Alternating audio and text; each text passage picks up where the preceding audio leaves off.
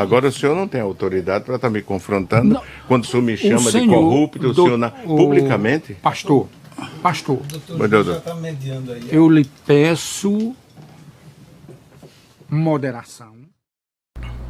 Pastor Ailton José Alves é confrontado em audiência. Veja o que aconteceu. Meus amados, você não tem noção a idolatria que o povo aqui em Pernambuco está fazendo a esse senhor. É inacreditável. Segundo informações, o pastor Ailton tem um salário mensal de R$200 mil. Fora outras regalias. Você vê, o pastor Ailton teve a capacidade de colocar a foto dele na Bíblia Sagrada. Antes da palavra de Deus vem Ailton. Quando você vê um pastor ter a coragem de colocar a foto dele na capa de uma Bíblia, já diz tudo, meus amados. Meus irmãos, Deus não divide a glória dele com ninguém. Ai daquele que acrescentar ou tirar alguma coisa das escrituras. E o pastor Ailton acrescentou quem? A foto dele. Por isso que está nessa situação. Então os irmãos Josué Augusto aí, e o doutor Luiz Miguel, e o nosso outro irmão aí, falou umas verdades e denunciou esse absurdo do pastor Ailton José Alves. Ele acha que ele pode fazer tudo o que ele quer. Porque ele se acha igual ao próprio Deus. Tem pregações lá no altar da igreja que alguns pregadores falam que quando ele estava longe, sente a presença dele naquele lugar, como se ele fosse o próprio Espírito Santo. Por isso que a decadência está cada vez pior. As coisas estão piorando a cada dia. Meus amados, Jesus nos alertou: acautelai-vos, que ninguém vos engane. Abra os seus olhos, meus irmãos. Estamos aqui pela verdade. Eu vou deixar aí o vídeo do Dr. Luiz Miguel, do irmão Josué Augusto e do nosso irmão confrontando esse absurdo. Olhe bem aí, a foto dele na capa da Bíblia. Isso é um absurdo. A foto de um pastor na Bíblia, meu irmão. Isso é um absurdo. Deixe sua opinião. Você concorda com isso? Agora o senhor não tem autoridade para estar me confrontando quando o senhor me chama de senhor, corrupto, publicamente? Pastor, Doutor, já está mediando aí. eu lhe peço moderação. Nós aqui não estamos num embate. Nós estamos em uma audiência solene e formal, como são quando o senhor está tem gravações ele no dizendo, parlatório doutor, ele de vai sua falar, igreja. ele vai falar. Veja, eu vou fazer ele falar. Eu não estou aqui para mediar discussões. Eu estou aqui presidindo uma audiência. Irmãos, quando você vê uma imagem dessa aqui, que a Bíblia no livro de Deuteronômio condena, aí você pergunta, e Jesus? Aí Jesus, veja a dificuldade que Jesus teve no seu tempo. Porque para mim, uma imagem dessa é a imagem de um fariseu, né? Os fariseus, como foi que os fariseus chegaram em Jerusalém? A convite dos judeus. Que é a ideia de que os fariseus se criaram por ali. Não. Eles vieram a convite dos próprios judeus, no sentido de poder haver proselitismo. E veja só, Jerusalém estava em paz. Eles fizeram uma carta, mandaram que Roma enviasse representantes romanos para poder consolidar o poder ali, para se associar à política. Então hoje a gente vê uma igreja com a imagem desse cidadão aqui associada à política. Uma das coisas vergonhosas da nossa história da Igreja Assembleia de Deus, toda a época de eleição, essa imagem que você está vendo aqui na Bíblia Sagrada, esse cidadão aqui convida o prefeito, o governador, os deputados. Agora o interessante é que é só na época da política. Porque nos outros cultos, por exemplo, acabou a visita desses homens da igreja. Eles não visitam. Estava falando nisso, né? Mas essa imagem aqui... Na campanha política, Isso. prefeito de Jaboatão, candidato a governador, e a gente sabe que existe uma animosidade entre aquela família, né? Claro, o deputado federal sentado lá na frente, abraço, vem. Meu irmão, hipocrisia no meio da igreja. Farisaísmo. Compreendeu? Aí você falando agora, desaparecem. Desaparecem. Cadê? O interesse não é comunhão, doutor Miguel. Jesus Não é deve ser... fraternidade, é político. Jesus deve ser, Josué, o centro das atenções. Agora, exatamente essa imagem aí, imagina se o juiz que foi proferir a sentença visse essa Se imagem. ele visse o essa juiz, imagem. sabiamente, só pela postura dele, porque o juiz, ele é um homem maduro, um homem que já é acostumado a julgar várias pessoas, entende até o comportamento, Emanuel. Até a forma, a sua postura, o juiz naquele momento, ele observa. E ele observou no pastor, quando ele se sentou, a superioridade para todos, inclusive coisa que é comum. Eu já vi processo ser anulado, porque não se deu a vez à defesa fazer as perguntas. Então é um direito sagrado no Código de Processo Penal, o direito à defesa, pleitear a defesa do seu cliente.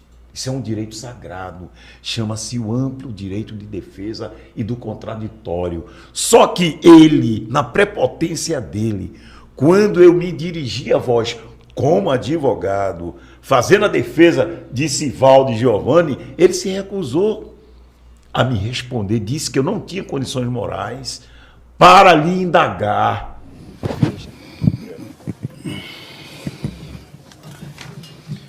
Boa tarde, senhor Ailton. Boa tarde, senhor Ailton. Boa tarde. Doutor, eu não tenho condições de responder a este senhor as perguntas que ele vai fazer. Ele não tem autoridade moral para me confrontar. Agora, eu responder a ele, doutor, é muito constrangimento. Mas o senhor está em audiência. Eu sei, doutor. O senhor respondeu às minhas perguntas, às perguntas dos seus advogados, às perguntas do promotor, o senhor vai responder. Vou responder. E este cidadão advogado está defendendo os querelados. Agora, doutor, a Constituição me dá o direito de ficar calado também. Como testemunha informante, como o senhor iniciou a audiência, eu vou respeitar. Pois não, eu agradeço, agora, doutor. Isso vai causar um prejuízo terrível ao esclarecimento. Pois não, doutor. Mas dos ele não fatos. tem, doutor, autoridade para vir aqui me atropelar e me falar, porque ele está fazendo Eu nem falei. Aqui, o senhor não falou aqui. O senhor ele grava a mensagem, ele ataca frontalmente. Mostra a mensagem. Já se Pastor, vai. Já se vamos vai provar. fazer o seguinte. O senhor pode esperar que vai provar. Vamos fazer o seguinte. Não vamos dar início a uma polemização sem necessidade. O que eu quero lhe dizer é que o senhor, como informante, o senhor tem esse direito de dizer: não quero mais responder a perguntas e fazer o quê? Mas que... Eu tenho que fazer as perguntas. Ele não responde, mas eu vou fazer. Eu ia dizer exatamente isso. Pode fazer. Posso fazer? Exato. Pode fazer. Agora o senhor não tem autoridade para estar me confrontando quando o senhor me chama de corrupto, publicamente? Pastor, Doutor, já está mediando aí. eu lhe peço moderação. Nós aqui não estamos num embate. Nós estamos em uma audiência solene e formal, como são quando o senhor está tem gravações ele no dizendo, parlatório doutor, ele de vai sua falar, igreja. ele vai falar. Veja, eu vou fazer ele falar. Eu não estou aqui para mediar discussões. Eu estou aqui presidindo uma audiência. Veja a que prepotência ele chega até desafiar a própria Constituição Federal, que garante esse direito a qualquer cidadão. Está entendendo? Cidadão a ser julgado por um magistrado imparcial, um magistrado que realmente saiba avocar para si os princípios legais de quem julga. E ele afrontou isso aí, foi obrigado o juiz parar e dizer, não, peraí, o senhor aqui não está na sua igreja, não. O senhor aqui é obrigado a estar aqui nessa condição de informante, e nessa condição o senhor responde se quiser. Mas o advogado, o senhor não vai poder calar. O advogado vai ter que fazer as perguntas. O senhor responde se quiser. E eu acredito que o doutor Miguel lembra de uma ocasião que o pastor Ailton José Alves estava perante o juiz, e as testemunhas, e eu estava lá também naquela mesma mesa, doutor Miguel assim ao lado, quando o juiz inquiriu e disse, do mesmo jeito que lá na sua igreja o senhor considera aquele ambiente sagrado, aqui também é um ambiente sagrado. Eita, e o senhor deve obedecer os ritos. Por que sagrado? Porque a lei e a justiça vêm de Deus, na nossa visão, como tementes a Deus que somos, e temos a Bíblia como regra de fé e prática. E um juiz de direito que também estuda a Bíblia Sagrada, mas que sabe que a lei é o código sagrado da humanidade, é onde rege a lei e a justiça, e como era que ele poderia impedir que um advogado fizesse uma pergunta e exercesse a defesa dos seus clientes? Então o juiz disse, o senhor tem que respeitar esse ambiente, porque aqui também é um ambiente sagrado da lei. Olha, José, e nesse ambiente sagrado, o representante legal da igreja, que ele naquele momento era informante, não era representante, o senhor Antônio Peixoto, chegou diante do juiz e, em resposta a uma pergunta do juiz, ele disse, senhor, doutor magistrado, os dízimos e ofertas nós entregamos a Deus, nós não entregamos ao homem. Aí o juiz ficou, poxa, entregou a Deus? Como é que você pode processar isso na sua cabeça? Entregado? Qual é o Deus que você fala? Aí o juiz indagou ele, o Senhor Deus? Ele disse, a Deus mesmo. E nós temos um estatuto e nós observamos o que diz o estatuto. A gente não tem que prestar conta a membro, né? Até porque eles não estão investindo na igreja, não é investimento. Dízimo e oferta não é investimento. Eu não estou pagando a pastor, nem estou dando dinheiro a ninguém. O dízimo, o meu dízimo, que como membro da igreja, eu acho que o seu também, que se for membro, é entregue ao Senhor. Então, se eu entrego ao Senhor, eu não tenho que exigir contas. Mas, mesmo assim, abstraindo de tudo isso, abstraindo dessa questão de a quem é dado... Quando o senhor fala de entregue ao Senhor, é Sim. o Senhor Deus? Ao Senhor Deus. Sim. Todos os dízimos e ofertas, eles mesmo que tenham sido levados a qualquer instituição, isso eu estou falando, ele está falando da IADPE, como Sim. ele mesmo diz. Mas se for a Igreja Batista, ou a Igreja Católica, ou ao Centro Espírita, todos os que estão levando, não levam para pessoas. Levam-nos para uma, vamos dizer uma expressão aqui, uma entidade divina, supra-humana. Né? A divindade. A divindade... Gente, como é que você vai entregar um dinheiro diretamente a Deus? E Deus precisa de dinheiro? O juiz tornou isso como ofensa. Foi. O juiz, Emanuel, reputou essa resposta dele como ofensa ao sagrado. Tanto que ele registrou na sentença isso aí. Foi muito grave. Quer dizer que um ser humano chegar diante de uma autoridade e uma formação jurídica que ele tem, chegar para o juiz e dizer... Uma formação jurídica, filosófica, o saber de uma maneira geral, a pessoa dizer uma aberração. Aí Peixoto chegou e disse, olha, o dízimo que a gente dá na igreja não é para homens. Poxa, se não é para homens, para quem é? Aí é para o Senhor Deus. O Senhor Deus? A divindade é o Senhor Deus? Aí ele disse, Quer dizer que esse dinheiro que ele bota na cabeça das pessoas, induz as pessoas, mente, enganam as pessoas, ele diz que é para Deus, mas não, o juiz diz, não, para Deus não. Alguém para homens. Alguém pode até se escandalizar. Você que nos assim vê através desse canal maravilhoso, pode expressar nas redes sociais que trabalham sobre esse assunto de contribuição, você pode até se escandalizar. Mas o próprio Jesus disse, dê a César o que é de César e a Deus o que é de Deus. Então, você não pode agora a Deus dar nada, até porque Deus é dono de tudo. Tudo que a gente dá aqui e entrega, são as pessoas mortais.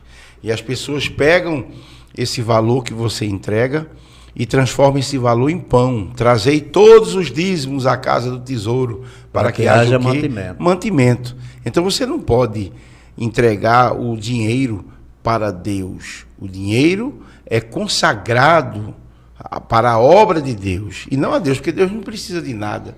Então imagina um magistrado observar uma pessoa de formação dizer que entrega a Deus como se Deus agora viesse receber os valores que a Bíblia diz que tudo a ele pertence. O magistrado deve ter dito, o Deus que eu conheço é muito grande, não é tão pequeno assim não. E uma coisa, doutor Miguel, quando o senhor falou aí, que eu lembrei-me, a respeito da soberba dele, né? Que quem alimenta isso pensa que faz bem, faz mal. Porque amigo verdadeiro é aquele que chega e não só elogia, mas critica, para que haja o aperfeiçoamento, né, do caráter, né? E não simplesmente elogiar. A soberba do gestor Ailton, me desculpem, agora eu faço que nem o pastor Emanuel, quem pensa o contrário, mas ficou caracterizado nas audiências exatamente por conta desse expediente que ele não queria lhe escutar e até lhe acusando, que o senhor não era digno de fazer pergunta a ele, mas o juiz teve uma hora que ele foi duro e disse para o advogado, olha, diga ao seu cliente, assim na hora, todo mundo na mesa, que eu não estou aqui para mediar conflito, eu estou aqui presidindo uma reunião, uma audiência solene, como lá meu irmão, e ele teve que engolir. A soberba era tão grande que ele nunca ficou para escutar o depoimento da parte adversa. De ninguém. Ele pedia para sair. Pedia para sair, embora. E o juiz, como o senhor falou, sabia, né, doutor Miguel? Conhece. Ele até julga, pela postura. Exatamente, ele julga não somente pelas palavras, mas pela postura, pelo equilíbrio emocional. Então, tá certo, você está liberado. O senhor pode ir. E disse, né? E na hora o juiz não se deixou enganar. Engraçado, nessa mesma ação, Josué, não só esse juiz, o promotor, também em segundo grau, a procuradoria também ratificou o mesmo entendimento, os desembargadores também ratificaram o mesmo entendimento, e eu acho que ele não vai recorrer para Brasília. Eu acho que era para o senhor ter levado isso aqui. Disse, olha do que é que o pessoal está aqui, porque isso aqui é muito grave. É muito. Olha de que é que o pessoal reclama, não aceita. Porque é uma denominação com mais de 100 anos. Nem a fotografia dos fundadores, doutor Miguel, tem. A gente tem. Agora fica aqui, ó. Para vergonha, né? É uma vergonha e assim é uma mancha, né? Agora uma mancha. Eu te pergunto. Teve irmão que, olhe. Mas deixa aqui, porque isso também faz parte da história, isso é um registro. É uma prova do que a gente faz. Meus amados, deixe a sua opinião, que é muito importante para o canal. Se inscreva no canal, deixe seu like e compartilhe nossos vídeos. Você concorda com isso? Com um pastor tem um salário de R$200 mil, com um pastor que coloca a foto dele na capa da Bíblia, antes de vir a palavra de Deus, vem ele. Deixa aí seu comentário. Deus te abençoe, em nome do Senhor Jesus Cristo.